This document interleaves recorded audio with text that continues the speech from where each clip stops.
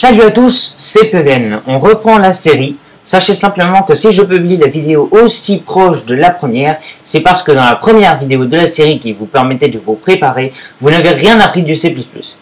Si vous êtes sur le système Mac comme moi, sachez que vous n'avez pas encore totalement fini la configuration. Je viens de m'en rendre compte, je suis désolé de ne pas l'avoir mis avec l'autre vidéo, mais vous allez devoir attendre, on va dire, une trentaine de minutes, voire une heure avant de pouvoir commencer à programmer. Je vais vite fait vous montrer comment faire. Ceux qui sont pour Linux et Windows, vous n'avez absolument rien de ce truc-là à faire. Sachez que vous pouvez zapper cette partie, je vous dirai où, juste en dessous. Ceux qui sont sur Mac et qui sont restés maintenant, parce que les autres ont dû déjà accélérer la vidéo parce que c'est pas mal de minutes gâchées. Sachez que vous devez absolument, avant d'ouvrir CodeBlocks, installer Xcode, ainsi que les utilitaires de développement, pas les utilitaires de développement, les Command Line Tools, les utilitaires de ligne de commande. Je vais vous expliquer comment faire ça, vous allez voir. Sachez que même si vous utilisez l'IDE, donc Integrated Development Environment, donc l'IDE CodeBlocks, il s'appuie sur Xcode parce que le compiler n'est pas capable de tourner tout seul sans la permission de Xcode. Donc vous allez devoir installer deux choses, vous allez devoir donc installer Xcode ainsi que les utilitaires de développement. Pour installer Xcode, rien de plus simple, vous allez dans l'App Store, le petit A bleu donc, et c'est pour ça que vous avez besoin de Snow Leopard. Vous avez donc ouvert l'App Store et vous allez donc tout simplement aller chercher donc l'application Xcode. Vous tapez Xcode dans la barre de recherche, vous allez trouver sans aucun problème.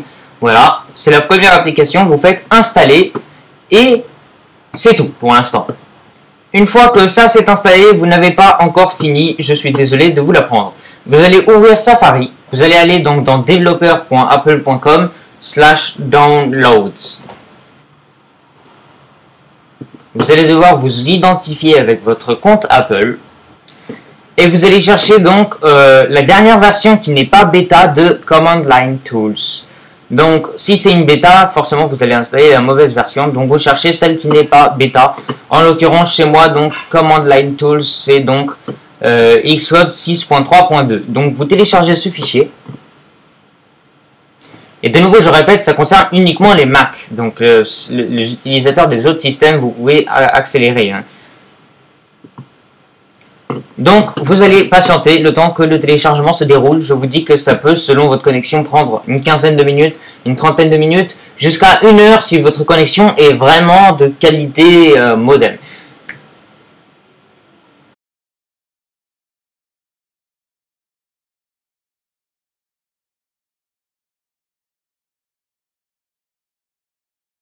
Il m'aura fallu près d'une heure pour installer Xcode et ses outils. Je ne sais pas pourquoi l'installation était 5 fois plus longue que le téléchargement, c'est pas grave. En tout cas, ce que vous allez faire maintenant, c'est avant d'ouvrir Xcode, vous allez tout simplement ouvrir le fichier que vous avez téléchargé donc sur le site developer.apple.com/download. Et vous allez donc ouvrir le fichier qui contient un fichier PKG qui permet donc d'installer les Command Line Developer Tools. Voilà. Vous ouvrez le paquet, le programme d'installation démarre, vous faites continuer, accepter, installer, et vous allez devoir rentrer votre mot de passe.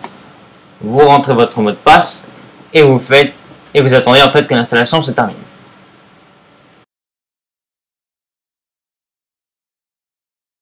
Voilà, alors maintenant vous avez encore une étape avant de vous lancer dans la programmation.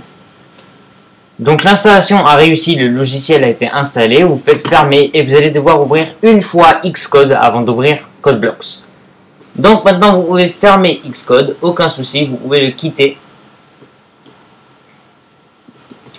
Et maintenant c'est parti pour la vraie séquence de programmation.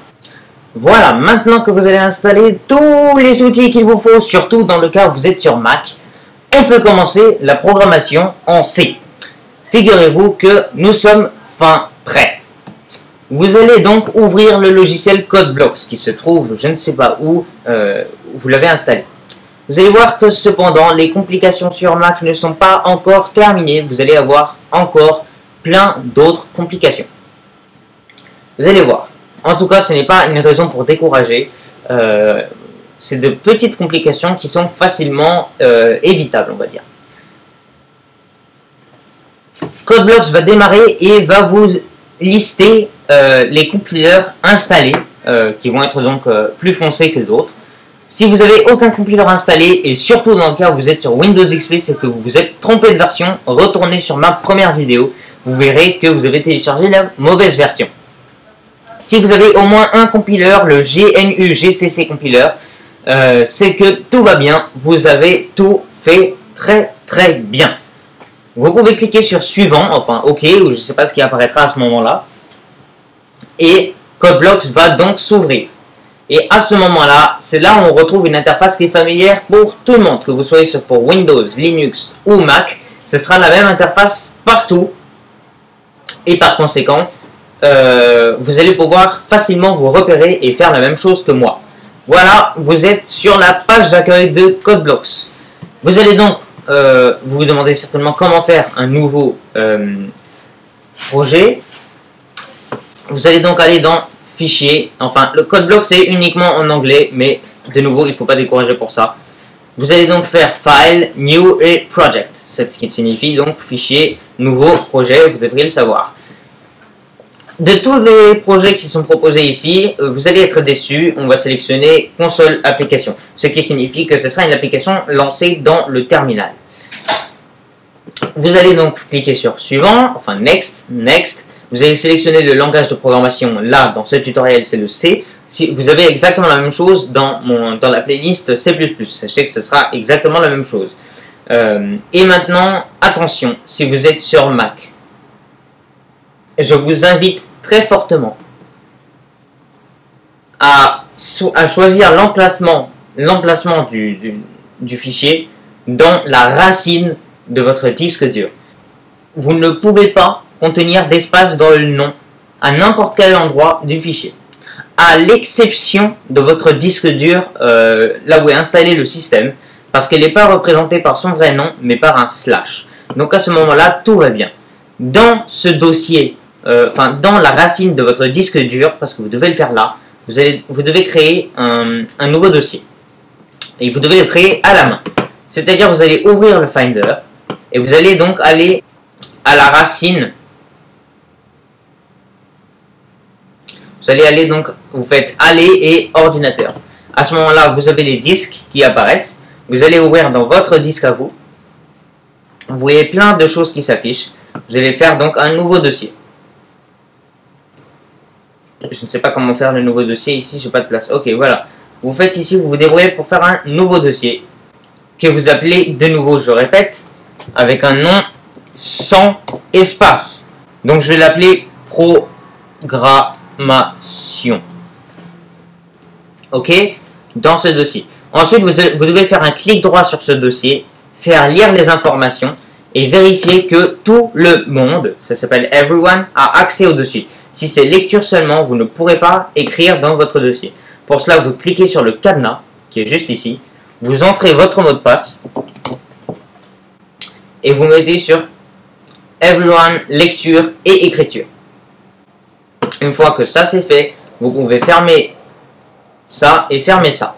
Maintenant, retournez là où vous étiez, donc ici avec votre avec CodeBlocks pour choisir le dossier. Donc vous voyez ici le dossier programmation qui s'affiche et vous faites choisir. Donc là vous voyez que le nom ne contient pas d'espace. Maintenant vous devez choisir un titre de projet qui lui non plus sera sans espace. Choisissez un titre, par exemple je vais mettre essai C. Si c'est comme ça, vérifiez bien que dans la dernière case il n'y ait aucun espace nulle part pour votre projet. S'il n'y a aucun espace, vous pouvez faire Next et Finish, vous ne vous occupez pas du reste.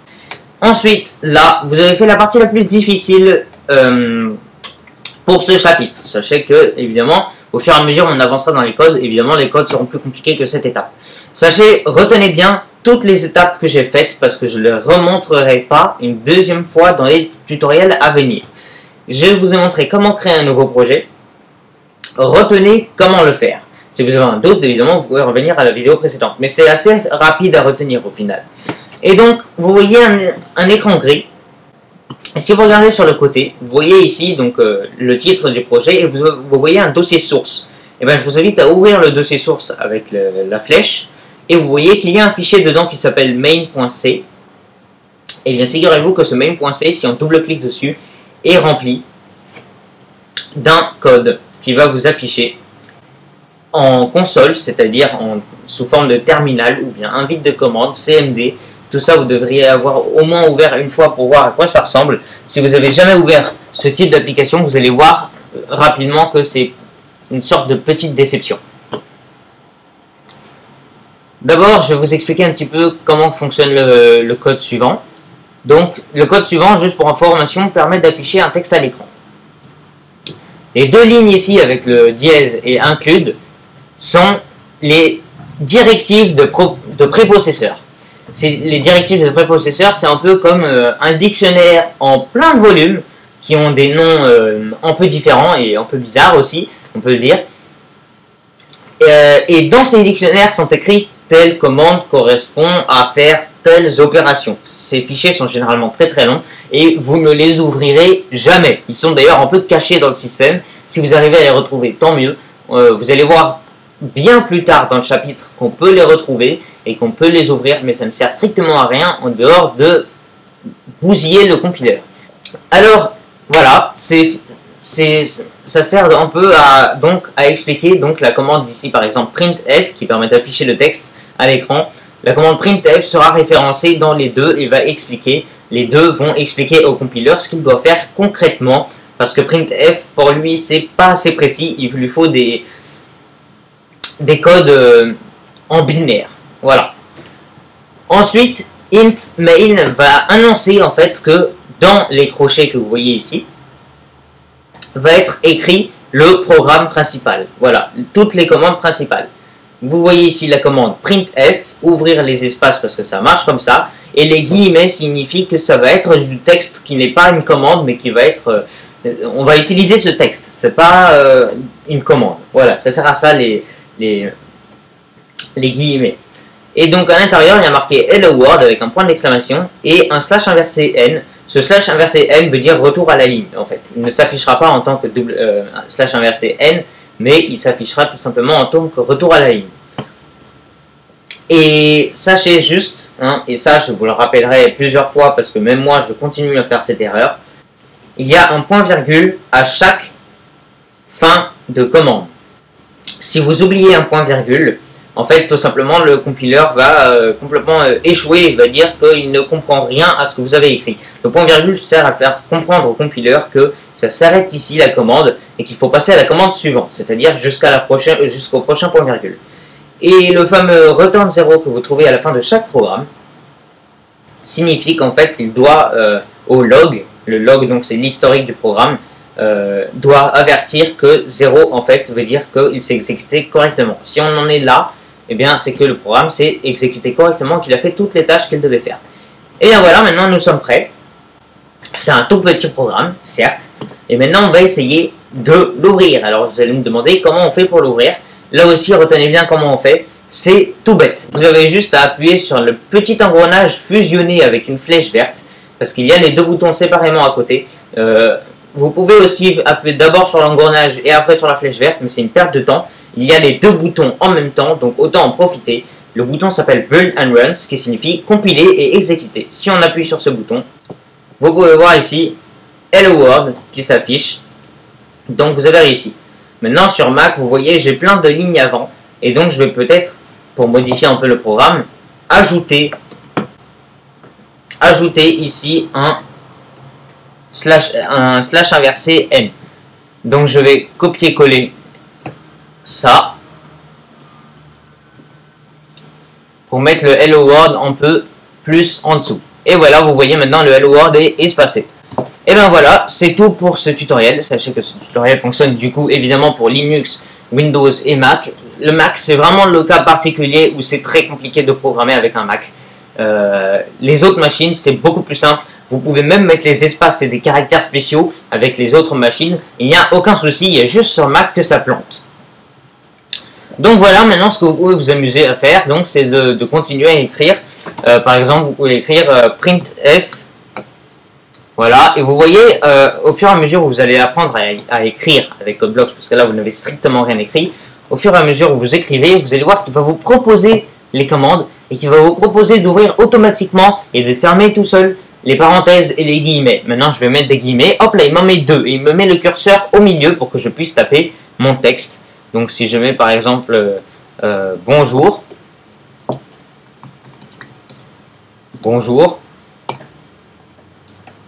et de nouveau je peux copier ce /n, je l'ai déjà copié donc je peux le coller comme ça.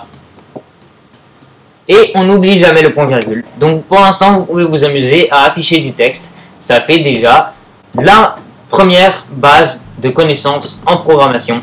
Je sais, c'est pas beaucoup. Et vous allez voir bientôt, on va avancer doucement.